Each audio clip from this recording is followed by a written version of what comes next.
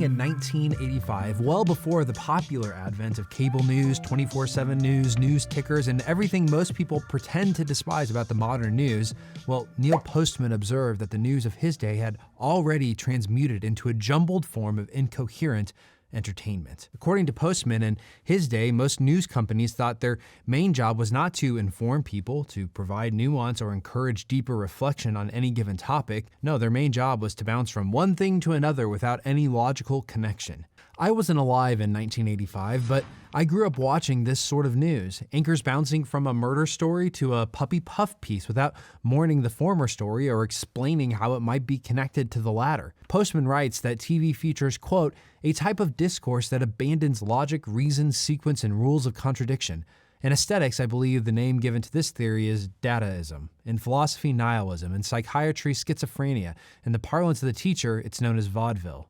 Of course, the problem he saw then has gotten worse now. Half of Americans report that they retrieve their news from the great morass of contextless incoherence, social media. The odds of a single user leaping from a story about magic diet pills to mass shootings to surfing dogs to an influencer diatribe are really high. The question is, what does this approach do to our thinking about serious topics? Postman's answer in 1985 seems to be even more apropos in 2024. Everyone had an opinion about every event, for in America, everyone is entitled to an opinion, and it is certainly useful to have a few of them when a pollster shows up. But these are opinions of quite a different order from 18th or 19th century opinions. It's probably more accurate to call them emotions rather than opinions. Indeed, today, our very concept of being informed is changed by our social media context. We become misled in our opinions, not because someone lied to us, although there is plenty of lying online. No, we become misled because online information is disjointed, superficial, and contextless. It creates what Neil Postman calls the illusion of knowledge, while leading its consumers further from actual knowledge. As a result, we are losing our sense of what it means to be well-informed. The problem we're facing is that while you can correct ignorance, what do you do if you take ignorance to actually be knowledge?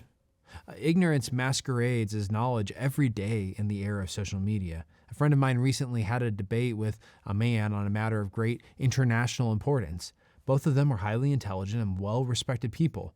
But not long into the conversation, it broke down because neither could agree on the basic facts. When my friend offered supporting evidence, his interlocutor discredited his sources and provided him with his own set of evidence, which happened to come from a propagandistic wing of the government that he was defending. And it quickly became clear that whatever point either person wanted to make, they could find some article or some propaganda to make their point with. And neither person was super well informed, but they were both armed with information, and the quality of the information didn't matter much. They just had it. That's the nature of the internet. There is a surplus of information, which makes all information less valuable.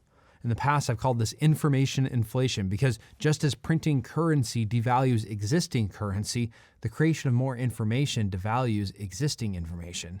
The internet is an information inflation machine. Between 1999 and 2000, the amount of information created by humans doubled in a single year, and then it happened again the following year. Perhaps we should call it content because it's not all created equal and it's not all equally true. But that's part of the problem.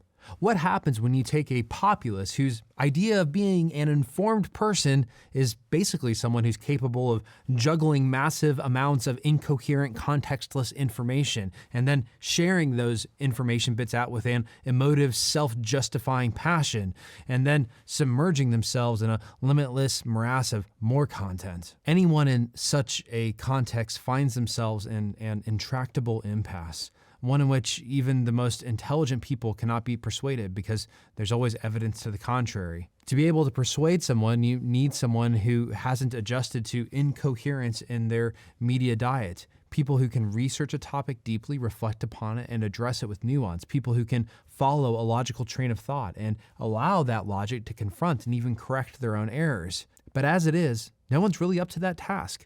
At least not without a great force of will. In the past, I've challenged pastors to teach more on media literacy, but the more I reflect on it, the more I realize that while it's important to help people evaluate headlines and sources, well, all that work won't mean very much if we don't train people to think long thoughts, to evaluate those thoughts, to do so in a way that is less emotive and more logical.